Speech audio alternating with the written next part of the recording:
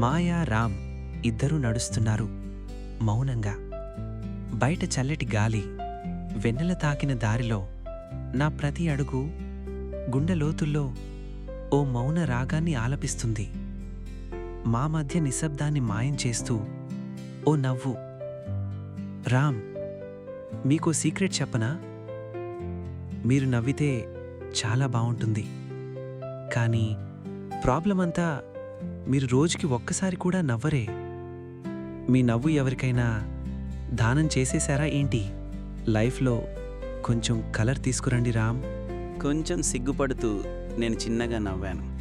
మాయా నన్ను చూసి, అబ్బో మీకు సిగ్గుపడ్డం కూడా వచ్చు. రామ్, ఒకటి చెప్పనా, మళ్ళీ మనకి మనిషి జన్మ వస్తుందో రాదో తెలీదు.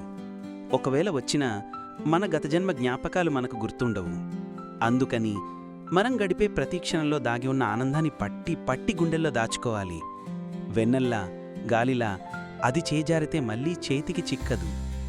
తను ఒక క్షణం ఆగి పెద్దగా నవ్వి టీకే అని పిలిచి క్లాస్ తీసుకుంటున్నానా? తన చూపు నాతో ఏదో చెప్పాలని ప్రయత్నించి ఆగిపోయినట్టుగా అనిపించింది. మాయా తన రెండు చేతులు కట్టుకొని దగ్గరగా ముడుచుకొని చలిలో కొంచెం షివరవుతూ నడుస్తూ ఉంది. నేను వెంటనే నా జాకెట్ తీసి తనకిచ్చాను.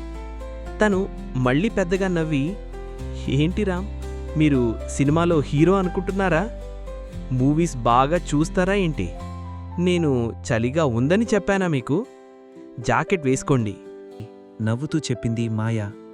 నేను చిన్నగా నవ్వి మౌనంగా నడుస్తూ ఉన్నాను. చల్లగాలి కొంచెం ఎక్కువైంది. మాయా షివరవుతూ, నేనేదో అన్నానే అనుకు వెంటనే జాకెట్ తీసేసుకుంటావా? నాకు నిజంగా చలేస్తోంది. ఏది నీ జాకెట్ ఇవ్వు.